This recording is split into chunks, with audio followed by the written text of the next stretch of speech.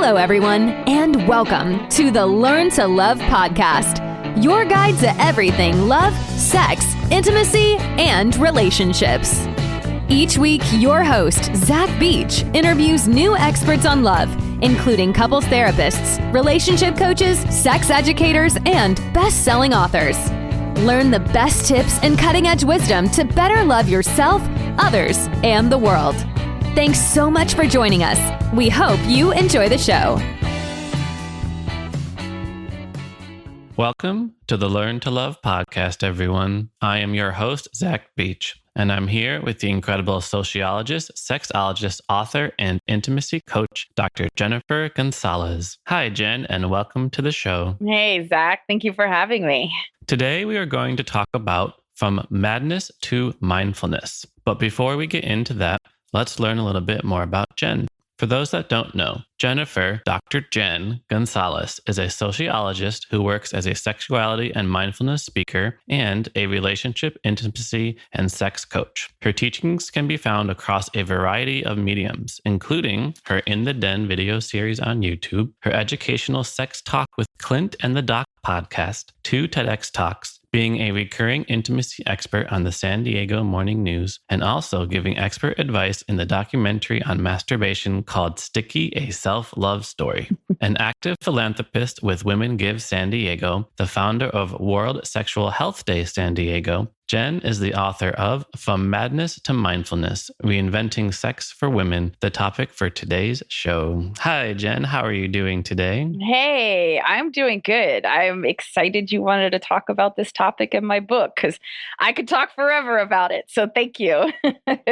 Oh, good. Because, there's so many questions I have for you and so many things we can talk about. And I kind of want to just hop right to it and talk about this madness that you speak of. Yeah. Because I'm sure people are curious. And I know you're not talking about like a psychotic or a schizophrenic episode of any sort, but Correct. You're actually referring to kind of the cultural madness surrounding the conflicting messages we tell girls and women about their sexuality and bodies. So tell us first about what do you mean by madness? It's exactly cultural madness is exactly what I call it as a sociologist, because I've been in this field and doing work around sexual health and intimacy coaching and public speaking for so many years and talked to women around the country of all different ages and of different racial, ethnic backgrounds and religious upbringings. And there's common threads that so many of us have grown up with these messages of what it means to be a quote unquote good girl or what it means to be feminine. And so often those messages are,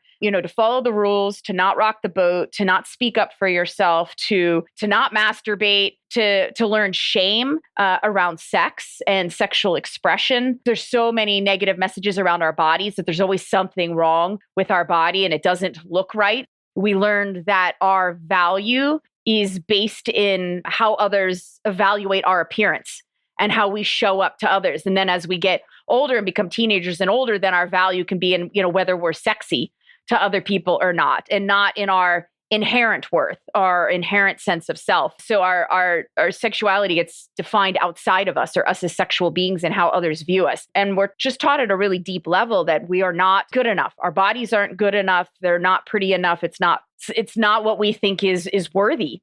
And so at so many levels, we learn just shame about our bodies, shame about our sexuality. We're not taught that it's okay to explore our bodies and know our bodies on our own terms. And then to be able to talk about those topics. I mean, it's certainly Me Too brought this to a head that, pretty much all women, they hit a certain age, they have experienced some version of sexual harassment or sexual coercion. And that's just built into the fabric of so many sexual interactions. But so all of this is what so many young girls and young women are raised with, and so much negativity around our bodies and sex. And then we're expected as adults to flip a switch and find our lifelong partner that we are passionate for, and desirous of, and have this amazing sex life for the rest of our lives. And that's just not the reality for most people because of all of this stuff that got programmed into us. And that's why I call it madness because it's like, and then so many women think that they are broken or that something's wrong with them in some way or they're dysfunctional instead of realizing you are a product of your society and what we have been taught around all these topics and how we're taught to act and view ourselves, around our self-worth and our self-beliefs. It's like you're banging your head against the wall. And I was like, no, that is like, you are a product of society. But once you realize that, and that this is this madness you've been fed and that it insults your soul and doesn't allow you to be a fully expressed and connected and intimate human being with others and gets in the way of what you most want, realize that's not you, that's your society. So that's the madness I speak of.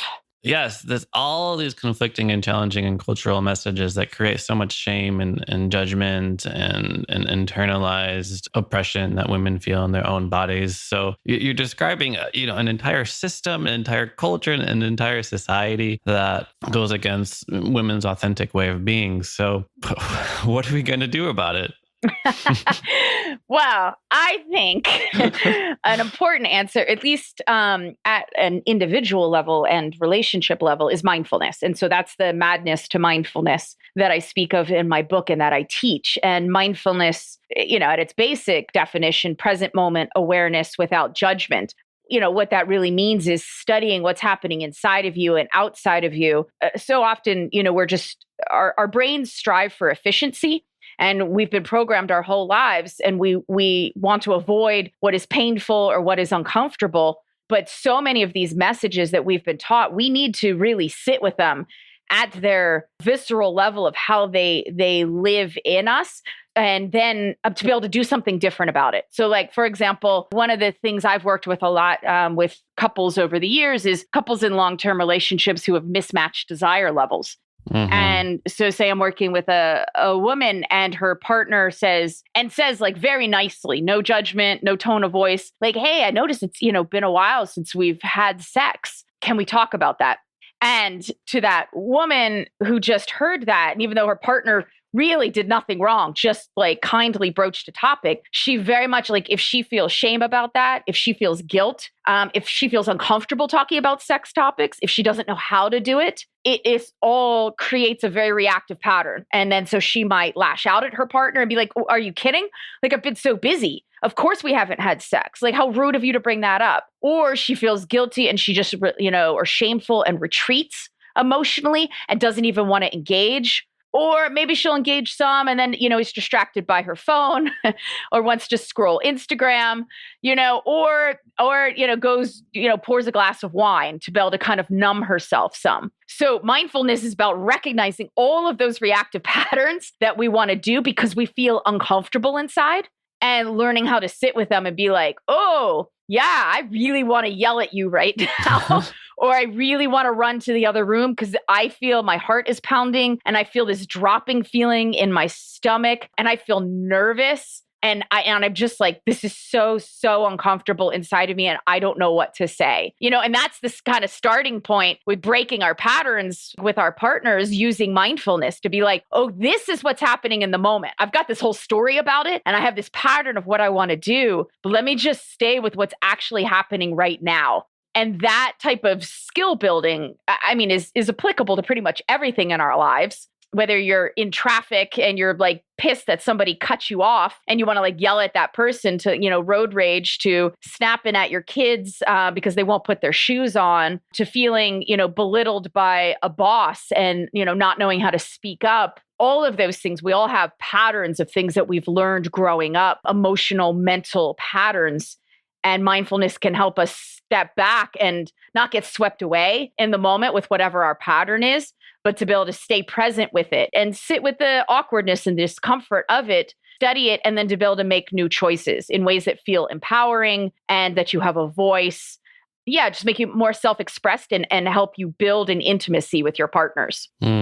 So I wouldn't mind just challenging you a little bit in this idea because I totally 100% agree with, I believe in the power of mindfulness. They say the solution to the pain is being able to sit with your pain and being able to go into the darkness and shining some lightful attention on the challenging emotions that you're going through, and increasing the capacity to be with our emotions can be so powerful. Yeah. Now, when you talk about the madness, however, we're talking about this like cultural, societal and messages that we see and also in the media. And how do we not victim blame, ourselves to be like, oh, well, you're not being mindful enough about your emotions, right? Actually, it's you who continues to need to be fixed. And it's your responsibility to fix yourself rather than putting the responsibility on the larger society. Great question. And so many directions we could go. The basic definition of mindfulness is present moment awareness without judgment. And I like to take it a step further and say that mindfulness and compassion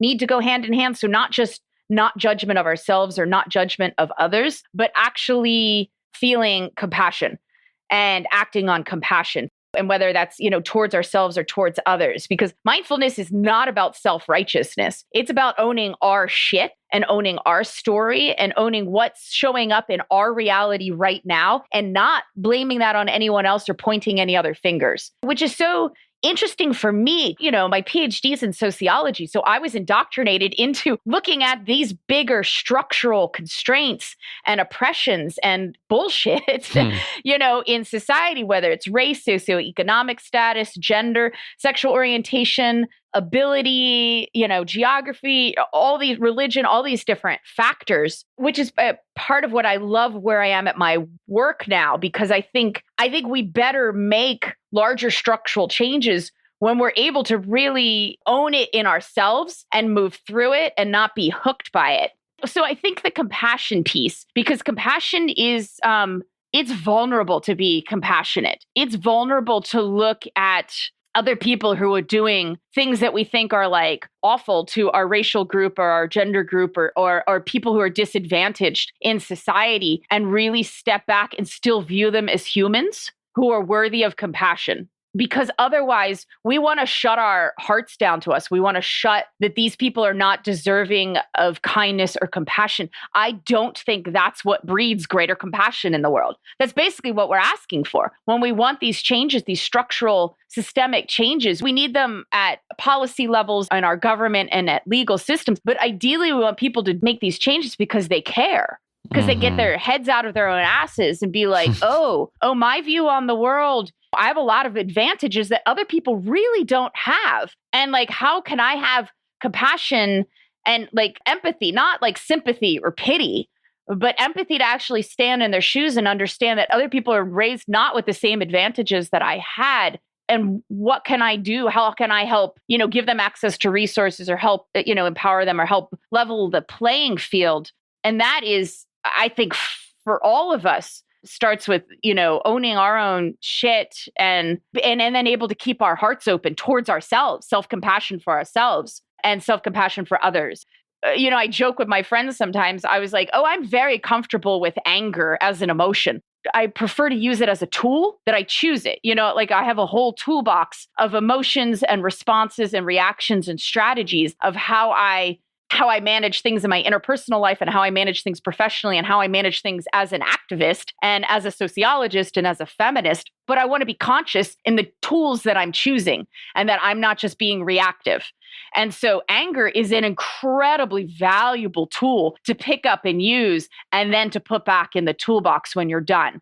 But when we stay in anger, we're shutting ourselves down. It's not good for us. It's not good for us mentally, emotionally, physiologically. But it also means we're not keeping our heart open to connect with others, which is really, really freaking hard to do. Because like I said, it's a very vulnerable thing to do. So does that address your question? Yes, in so many ways. I really appreciate your distinction that mindfulness and compassion walk hand in hand. And compassion is opening our hearts to ourselves and willing to approach that vulnerability. And when we do make structural change in society, we want to make sure that's coming from the right place. It's coming from compassion. It's coming from mindfulness. And we're not being controlled by our anger, but recognizing that anger can be a response to injustice and the oppression that we see. I love this path, right? From the madness in our culture that oppresses women and internalizes shame to mindfulness and using mindfulness to break out of that reactivity. So if women are using mindfulness to break out of their own conditioning,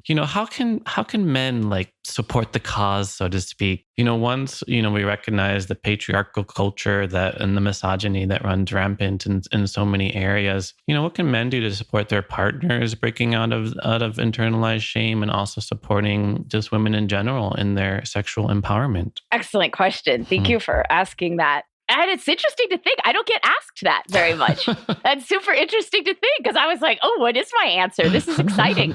The first place I go to is, and we've heard this a lot around the Me Too movement and all, is listening and asking questions. And then, I think there's a misunderstanding that mindfulness or meditation, it means like feeling good, feeling calm, getting rid of stress, but like really practicing mindfulness from battlefield to battlefield in life. It means feeling really, really uncomfortable and choosing to stay present with it and then building your emotional resilience that way. And for many men, I think, around difficult emotional topics, if they see their partner, their female partner, struggling around something sexually or struggling around something emotionally, they feel so uncomfortable inside viewing that. And they feel their own discomfort, and then they're not responsible with their own discomfort.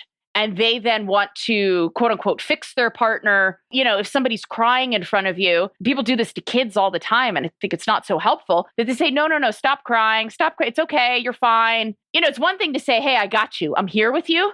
But it's another to say, stop crying. Instead of being like staying with them, witnessing the crying, dropping into that place with someone else and creating safety for them and witnessing it without having to change it, or without having it to be different because you're uncomfortable in it. Exactly what I'm talking about around mindfulness for women and sitting with the discomfort of shame in them.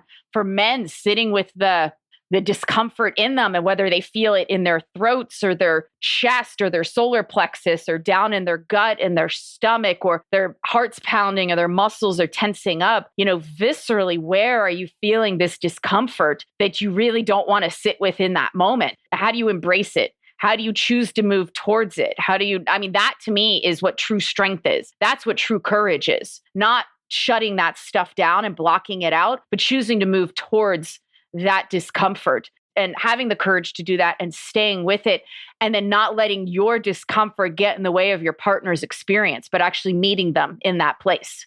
It's beautiful when someone can witness you in that way. I love what you just said. So many people think that mindfulness is just being calm and finding peace in the moment, but it's really being present with discomfort and choosing to move toward it and embrace it.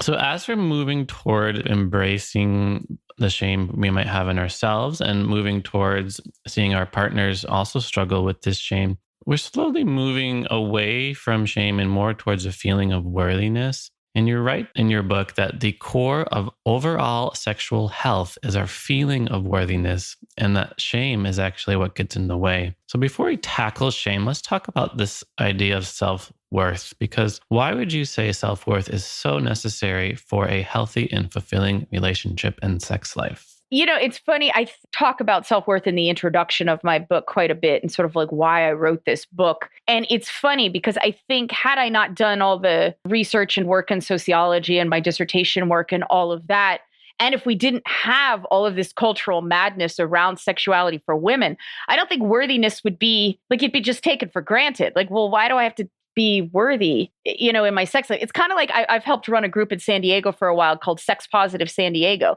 And people are like, well, what's sex positive? And I was like, well, sex positive is the opposite of sex negative. And it's like we have sex positive organizations because we have such a sex negative society.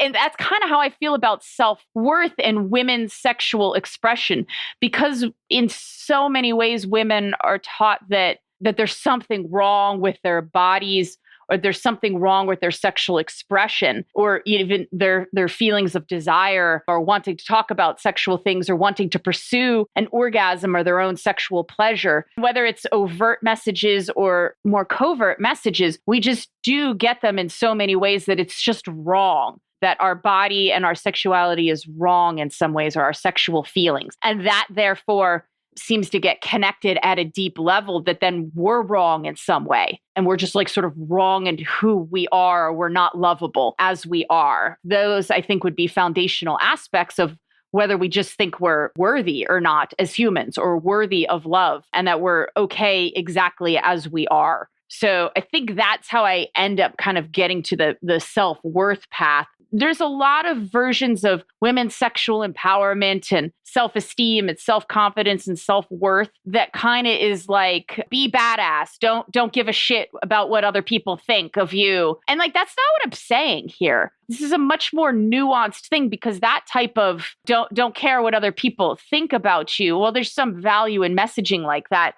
That type of messaging, I think, is more like put up your armor and not care what other people think. And mindfulness and compassion is all about taking your armor down and not needing to put it up. And so with this messaging of like, don't care what other people think of you, I think it'd be more like, well, reflect on your response.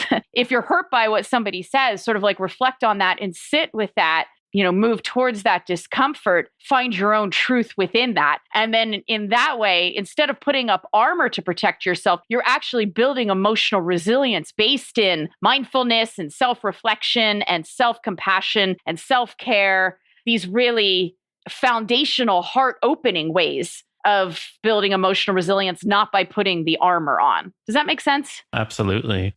I'm imagining a listener listening to you talk about, the shame people have in their bodies and the challenges around dealing with that discomfort. And they don't resonate with it. Like, what are you talking about? Like, I have a great sex life. My partner loves and supports me. I don't have any of these negative internalized messages in myself. And, we all have these messages, whether they're conscious or unconscious. What are some ways that you see that sexual shame or the negative messages we have around sex sort of show up in people's life that they may not even realize is just past conditioning showing up? Well, so first of all, if somebody is listening and thinking that, they may be, either they really, grew up in a very sex positive household, maybe, or combined, and they didn't get negative religious beliefs indoctrinated into them, and they had good early sexual experiences, and their, specific, genetic personality makeup. Like, it's possible. They're like, oh no, yeah, I see this shit going on around me, but like, I'm like really good. And that may be the case. I wouldn't say that that's not the norm. So it's possible to grow up without the badness. It's not the norm. But there are folks, or there's folks that like had some and then have like, but it was more like they didn't have deeper traumas, and they've, worked on their stuff, and they're like, no, I'm pretty good. Like, or they recognize it if it starts to pop up, and they know they can make a different choice. So it's not like completely gone, but they're conscious of it, and they're aware of it, and they're mindful around it. And then they choose to go down a different path. But I hear this sometimes from young women, like in their 20s specifically. They're like, I'm into kink, and, I like to dominate in the bedroom, and, and I have all of these hookup with guys, and like, I own my sexual pleasure, and I'm comfortable pursuing it. And so the physical manifestation of their sexual expression seems what we would call empowered or liberated, but they do not know and will not be emotionally vulnerable.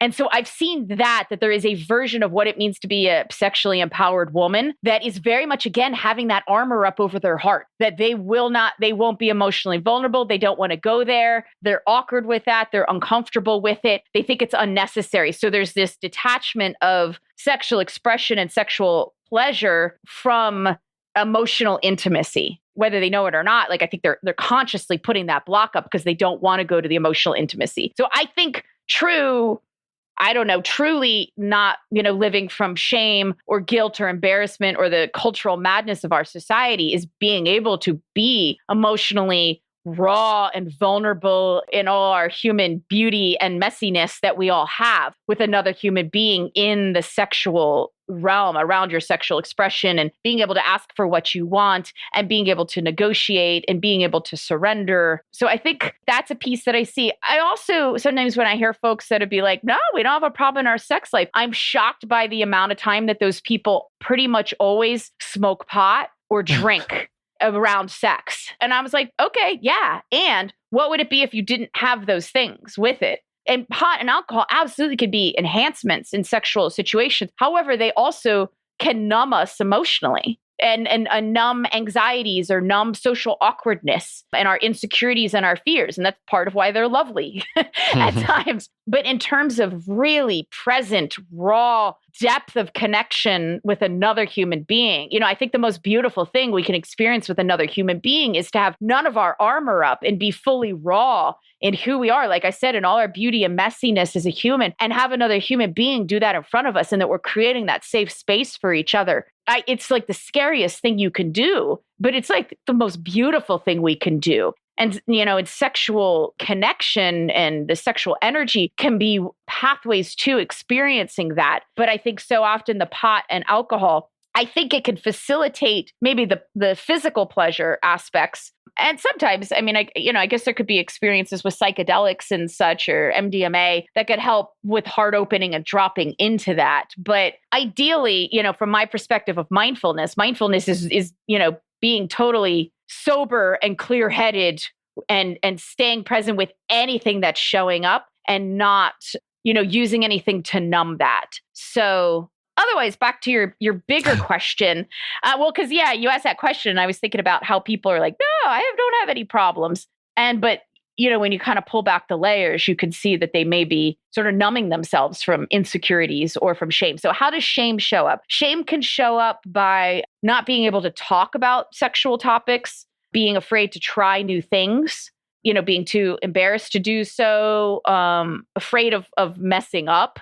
Could show up as some performance issue concerns with men, erectile concerns for women. It could show up around orgasm. Shame certainly shows up around body image, wanting to keep a shirt on during sex, or wanting to have, always being in the dark and that the lights are out.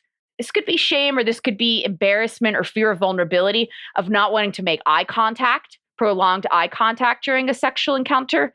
That might not be shame, but that could be just that fear of vulnerability. Eye contact is a very personal and very raw. Yeah, and it feels very vulnerable. So it could be really amazing with the right person. So that's what comes to mind for right now. Okay. You mentioned so many things, but I want to go back to earlier what we were talking about in terms of cultivating that emotional vulnerability and how important it is. Because I love what you said, that emotional vulnerability and being fully raw in who we are is one of the scariest things we can do and the most beautiful thing we can do. So I'm tempted to frame my question like, okay, how do we make it less scary and more beautiful? But I'm wondering if you would... It's like such a guy question, I think. Oh, I love it. But I'm like, she's probably going to tell me we have to be with the fear and hold it and recognize it. So I'll just switch my question to, how do we cultivate that safe space and encouraging space that encourages that raw emotional vulnerability that's so crucial for intimacy? Well, and so to speak to the initial question you wanted to ask, which I love. And you're right. And I would say that you want to befriend the fear, but I would also say recognize that our willingness to be emotionally vulnerable with another human being when they're doing the same with us, the fear, if we don't look at that and the discomfort of it as a bad thing, and if we actually try to reframe it as a valuable step, because I can remember this was a few years ago with somebody I was dating, and he had been in a long-term relationship, and they were never really good at talking through their issues. And that anytime they were talking about difficult topics and really vulnerable, emotionally laden, heavy topics, they would end up in a fight, and it would put a wedge between them. And then he noticed him and I'm far from perfect, but I work hard to practice what I preach and everything that I'm saying here in my, personal and professional lives. And he noticed, he goes, okay, how is it that we just spent the past 2 hours talking about the most uncomfortable topics and like heated topics, and you were crying some, and it was really heavy. And he goes, and I feel closer to you now 2 hours later than I did 2 hours ago. And I said, because that's what vulnerability is. That's what intimacy, like this depth of intimacy, of genuinely really connecting deeply with other humans. That's what's required to get there, is being able to be vulnerable like that with each other. It brings us closer to other people. And so if you recognize that, okay, this feels really uncomfortable and this is scary, and I'm going to take this leap, it's a leap of faith. and that my partner's doing the same. And it's going to be messy and it's going to be uncomfortable. But if we stick to it and we're both, as responsible as we can be in it, and we both stay being kind to each other and stay open, even when it's really hard, like we're actually going to be closer together at the end of this. We still may not totally see eye to eye, or we may not have completely worked through this topic, but we did it as a team. And we did it in this really vulnerable way. So I think, once people get a taste of that and know that that's possible, it's less scary to go into these, and you can actually learn to befriend the fear and move towards the fear and like know that you actually have the courage and skills to do it. So wait, what was the second question and that you turned it into? You answered it already so well. But how do we go about cultivating that safe space for emotional vulnerability to occur? Yeah, if you're new to this and you're saying you're trying this with a partner, I like to take all these sort of kind of abstract concepts that I'm talking about and then boil them down in a really concrete way, which is why my book has the last chapter is all about a coaching chapter. Like, how do we put all of this into action? Because I want to be really practical with what you do all of this and how do you actually create sustainable change in your life. And so one of the most important things and practical things is just do this in small doses. Like sit down with your partner and say, okay, we're going to try talking about this topic. First of all, so set a boundary of like 20 minutes or 25 minutes or whatever time you want and literally set a timer. And then and when the timer goes off, you get to pause and step away from it. So know it's going to be a short amount of time. Because I know, particularly I tend to hear this from men. They're afraid to get into these conversations because they're afraid they're going to last 2, 3, 5 hours, and they're not going to have gotten anywhere. And they have an important meeting tomorrow and they're going to be exhausted and they're going to go to bed still mad at each other. Look at this as a skill that you're slowly building. And part of that is knowing, okay, yeah, I could totally do this for 20 minutes. And particularly if it's a short amount of time. And then you set the groundwork of we're going to work really hard to be kind to each other, to have interpretation of generous intent. So even if I don't say something perfectly, my intentions are good. And that's a really important one. So, setting the mind frame that you both want to go in with, that you're going to try to be kinder. Make sure neither of you are particularly exhausted or that you're hungry. These practical things that make it difficult for us to be kind and mindful and present with our partners when it's uncomfortable. And then use the tool, on page 80 of my book, I have the triangle of awareness. That's a basic tool I use for mindfulness that helps people stop in a moment when they're being triggered to check in and be like, okay, what are my thoughts? What's my interpretation of what you just said? What does it mean to me? What emotions am I feeling? And I even have a list of emotions you can pull from. And where am I feeling this inside my body? That stops any pattern that you've created over the years. And you've created a pattern interrupt, and now you are just owning your reality in that moment and how things are showing up to you. I mean, it's a very vulnerable thing, but I've so often seen it with the couples I work with. Say it's like a heterosexual couple that I'm working with that's dating, and she's really mad at her boyfriend, and she's not being vulnerable and she's lashing out. And when I pause and I'll kind of walk her through the triangle and be like, hey, so what's going on with you? And she's still kind of angry and she's talking about her interpretations, but then we drop into the emotions and where she's feeling it in her. And then we circle back to her interpretation, because it all feeds off of each other in our patterns. And then she starts crying and she's let her walls down and she drops into it. And her partner's sitting there like, oh shit, when I say that, that's how you feel? I am so sorry. Oh my God, of course you get mad at me. That sucks. I would never want you to feel that way. I had no idea that's what was going on.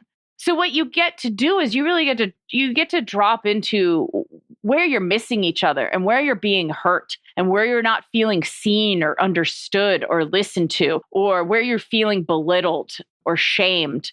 And generally, in loving relationships, we don't want to do that to each other. We just don't know that's what's going on. And we have some pattern in place to try to get out of that moment. And so anyway, there's lots of tools to use to be able to create it, but just starting with little amounts of doing this once a week or a few times a week, and knowing that you don't have to, quote unquote, fix your topic or whatever you're talking about by the end, but that it's an ongoing dialogue, and that you're learning skills and learning about yourself and your partner in the process. So real quick, what's the triangle of awareness? Yes. So I gave the example really early on in this podcast about a woman in a relationship and her partner brings up, hey, I noticed we haven't had sex in a while. And then she feels triggered in that moment. Like that would be a fantastic time to use the triangle, because she would then, in that moment, she could pause and be like, oh, I noticed that you asked that question and I literally felt flushed and warm all over and my heart started pounding, looking into her bodily sensations. That's one part of the triangle.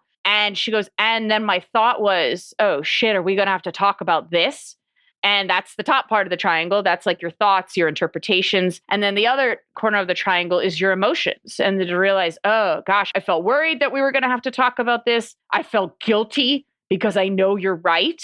And then I noticed that I kind of had a dropping feeling in my stomach and I got nervous that like you're unhappy with me. And then because all of that felt uncomfortable, then I noticed I had the thought like, well, geez, I've been working really hard for the past 3 months and like I'm the one that's earning more money in our household or something. And like, how can you, begrudge me that? And that I haven't been able to, have sex because I've been so stressed. And once I had that thought, then I noticed I felt anger. And then I felt a tightness in my chest. And so what I just described, like we can absolutely get to the point that we can articulate all of that. But before we're at that point, for most people, that's just a pattern that gets triggered in like half a second. You go through all of those things. And then whatever your pattern is to lash out at your partner or to shut down or, numb yourself or distract or whatever. So what mindfulness can do and what the triangle of awareness helps us do, it's like there's a raging river in front of us. And so you could be walking along the shore and enjoy, on this beautiful hike and totally in the moment. And then you have this like thought or this memory about this email you got this morning. And then all of a sudden it's like you get thrown in the river and you are washed away by your thoughts, by your emotions, and by your bodily sensations. So those 3 parts of the triangle of awareness. And so by deconstructing those 3 different areas, it helps you not get swept away by the river, but stay present in the moment. You're still standing on the shore. Your feet are in the river. You could feel all the chaos of your thoughts, your emotions, your bodily sensations. You're not getting swept away by them, by whatever pattern is taking you out of this moment. And you get to stay present. You feel the discomfort, you feel the chaos, you're in it all, but now you actually get to study it, stay present with it, and make a different choice. And so the triangle of awareness is just a basic tool that I teach people and that I use as a tool in my book to help people, to give them a visual anchor, something that's really helpful for couples to sit down and use together and just slowly start to figure out what is happening in this moment that I do not want to have this conversation with you, or I am overwhelmed with shame and I won't even talk to you, or I just feel such hatred and disgust of my own body. Whatever. And to be able to then actually stay present with that and pull apart the different pieces of it and be like, oh, right. I totally remember when I was 8 years old and my grandmother made this comment to me about my body and what that meant to me. And now, and that's my interpretation every time somebody says something like that. So it gets tied to then, all our cultural teachings and the stories that we've learned from society and have been taught, and then how they become our own stories and our own narratives around our body and our worthiness and our ourselves as sexual beings. And so then once we can pause, reflect on it, then we could slowly start making new choices. And I genuinely think that is the epitome of empowerment, when we can make choices that we didn't even know we had before. It's such a really nice tool, this triangle of awareness that you're speaking of. And I love what you said about just not getting swept away by the river and being able to sit with the moment. And in your book, you lament the lack of comprehensive pleasure-based sex education. And you also lament the lack of relationship education. And I imagine, the triangle of awareness might be something you would learn in relationship school. What are some other things you think might be taught in relationship school? Oh my gosh, can we start a relationship school? That would be amazing. Yeah, if like there was a year-long class in high school, maybe like 9th grade or so, 10th grade or something, and really good comprehensive sex education and mindfulness training and compassion training. It's interesting because it's sad. It's disheartening the number of adults, that I've worked with over the years, or even friends of mine who are like, well, how do you know what your needs are in a relationship? How do you know what you want? because I talk to people, I was like, oh, ask for your needs, negotiate, whatever. But then they'll look at me and be like, but I don't know what my needs are. And to me, that would be one of the foundational things, which is what mindfulness skills give us access to, is how do you get in touch with what's going on inside of you, so you know what your needs are and what your desires are and what your wants are. And then how do you know that you're worthy to have your needs met and deserving of it, but also having compassion for another human being in front of you, and that they have their own needs and wants and desires. And then how do you negotiate through that? How do you talk through that?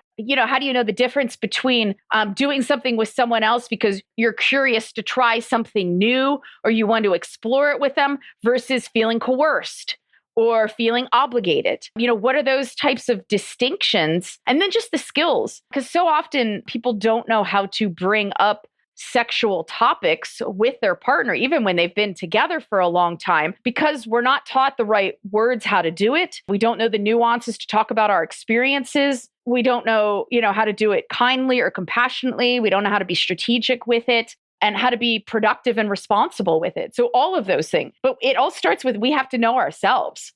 And then we have to know how to honor and respect other human beings in front of us who are just as worthy of having their needs and desires met. I mean, presuming they're consensual, and those basic levels of self-reflection and self-knowledge, and then self-kindness, and then meeting others in that place, I think would be foundational in my year-long high school relationship class. So self-reflection, self-knowledge, and self-kindness, all tools we want to bring in. And this kind of ties into the question I wanted to ask earlier, because you talked about gaining an awareness of the things that we want and then being willing to ask for it and break out of the shame around asking for it. And how do we do that in a way that doesn't bring up judgment or defensiveness on the part of our partner? So how does a person ask their partner to do something different? And especially in the bedroom, a lot of shame can come up. So how do we ask our partner to do something differently sexually without hurting their feelings or making them feel overwhelmed? Yeah. And it's such a good question, and it's interesting because normally my response to things is be honest, be straightforward. And with this specific topic, though, I think tact and strategy are more important, in that I never want people to be, dishonest with their partners. But knowing that these topics are so laden in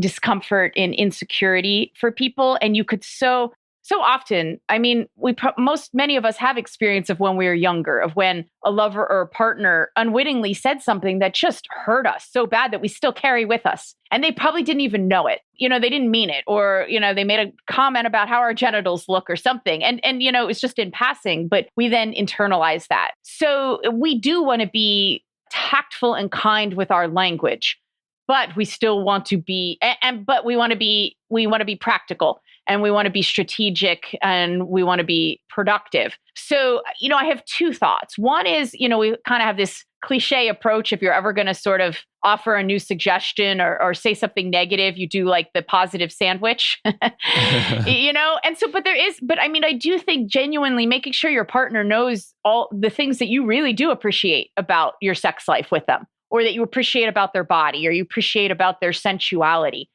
So making sure that you are coming from a mindset of gratitude and appreciation towards your partner, and cultivating that and genuinely carrying that energy forward and speaking from that place, I think is really valuable. I also think it's valuable because I always tell people, blame me for it.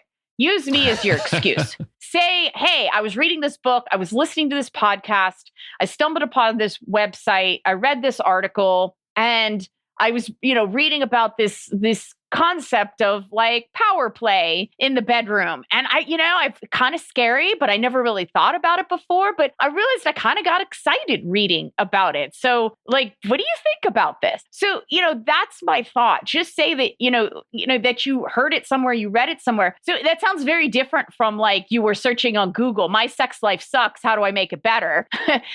Versus that you were just sort of out and about in the world and you're just always open to learning and you're excited. And, and that kind of like, yeah, our sex life is great. And I just would always love to be trying new things with you because like that would be fun. Again, it's starting from you're starting from like a foundation of gratitude or strength already, and you're building on top of that.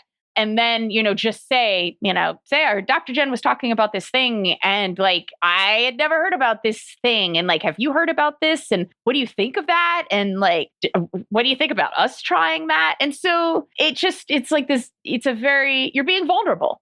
You're like, I don't really know about this, but this sounds interesting. Can we chat about it for a little bit? And then otherwise, I think if you're actually in the bedroom and say your partner's doing something to you or let's say touching you in a certain way and you want them to touch differently, that can be very difficult for people to voice, to have the comfort to voice it, to know how to voice it right. And so sometimes just gently, guiding their hand or moving their hand and acknowledging you're like, yeah, I know, my body's always sort of changing what feels good. And like last year I loved that, but this year, yeah, I love something different because our bodies are always growing and changing and our sexuality is always growing and changing. And I don't think many people have that sort of mindset and know that that's just totally normal of what it is to be in the lifespan of a human who's a sexual human. And so to have that open-mindedness about opening and growing. So, yeah. So, my thought is just bring it up in a really nonchalant, kind of curious way about specifically bringing up topic. So, yeah. I was thinking what a delicious sandwich that would be. Okay, so you have two pieces of bread. One's gratitude, one's appreciation. And then like the meat in the middle is like, so I was reading something from Dr. Jenn today. I know, right? And that's the thing. If you bring the right energy, the other person would be ridiculous. It'd be ridiculous for them to shoot you down. So, but that does, if the other person really, really has an insecure response, and you feel it like, and you really were like, really approached it in a mindful way, then, that other person's got some stuff to work on and really may not be a great fit for you. And that is a problem that I run into with couples sometimes. One is really into personal growth and wanting to try and learn and owning their shit. And the other person doesn't want to do that. It's hard. It's uncomfortable. It's difficult. Or they're resentful of being like, well, I shouldn't have to change.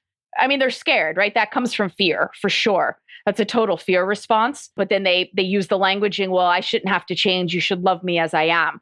Instead of recognizing like as humans in relationships, nothing is ever stagnant. Everything is always changing. And that's not a negative thing.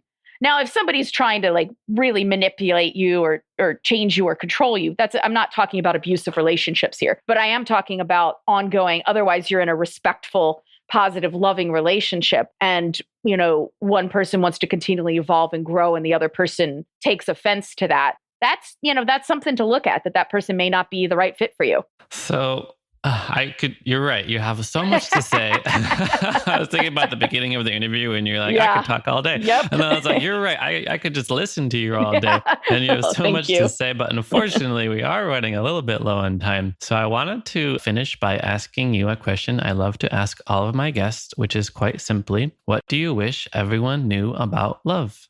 Oh, that it's two things, that it's a beautiful, scary thing, and that it's a choice. In that, especially in long-term relationships, that it's like an action and a choice, and you want to be paying attention to that. So I'll keep it succinct. Beautiful. Thank you. It's a beautiful and scary thing and a choice. We'll pay attention.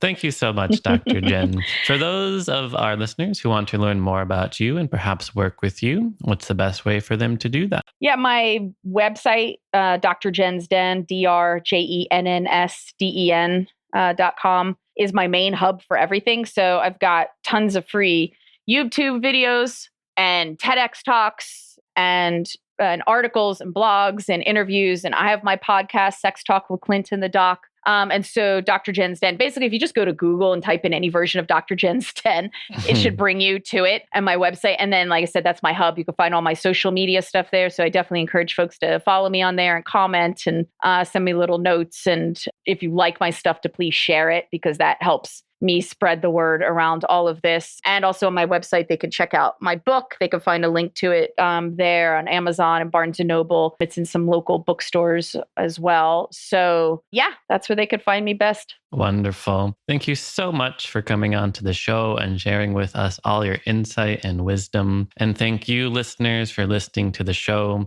We hope you continue to encourage a safe space for raw and emotional vulnerability to happen in your relationship. And if you feel like you have internalized conflicting messages about sex and sexuality and love and relationships, you're not alone. There's madness everywhere in our culture, and we can break out of it with mindfulness, with being present with the discomfort in order to break out of the conditioning. Love is beautiful and scary and a choice.